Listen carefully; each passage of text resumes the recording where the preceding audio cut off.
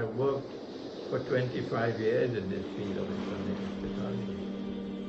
And so I have come to the conclusion that the passage from Pax Americana to Pax Judaica cannot take place without a very big war. Our Prophet, Allah's blessing be upon him, has prophesied the Malhama. And the Christian eschatology has Armageddon. Will the conflict in Ukraine escalate to become the Malhama? The Russian government has been warning and warning and warning again and again and again, warning NATO that if you continue like this, you're taking us to the Great War, nuclear war. But there is a group of people in the Western world who control power. They control power in Britain. The British people can do what they want. These people control power. The Pakistani people can continue to support Imran Khan, the whole of Pakistan, but this clique said, no, we are the ones who will decide. We hold power, okay? So these are the ones who are lusting for war with Russia. But I don't think the American armed forces want to fight Russia. I believe they much prefer to fight Libya than Russia. Russia has been blessed by Allah. In several of my lectures, I've used the Quran to explain Russia's phenomenal rise to power, military power in the world. I may be the only scholar who has used the Quran to explain it, but for 25 years, to be like that. But if I am correct, it will survive. Truth will survive. So far, Russia has been able to contain the war in Ukraine without escalating it, so far.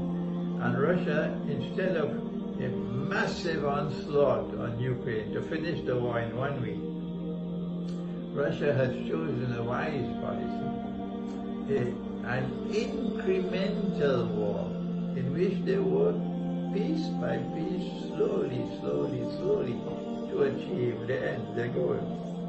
Russia has already achieved much of the goals she attempted to.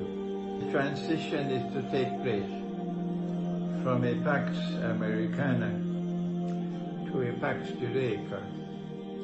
The question arises, how can a small Israel rule a world as big as it is today? The United States has been able to do it because the United States is a very big country and is supported by the rest of the West. So how can Israel do that?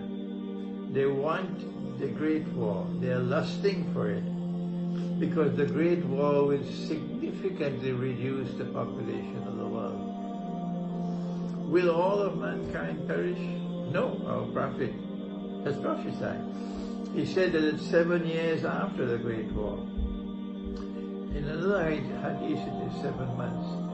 7 years after the Great War, a Muslim army will conquer Constantinople. So mankind is not going to perish. There will still be a part of the world which will be habitable. People can still live after the Great War. So this may be the scientific view, but the eschatological view is different.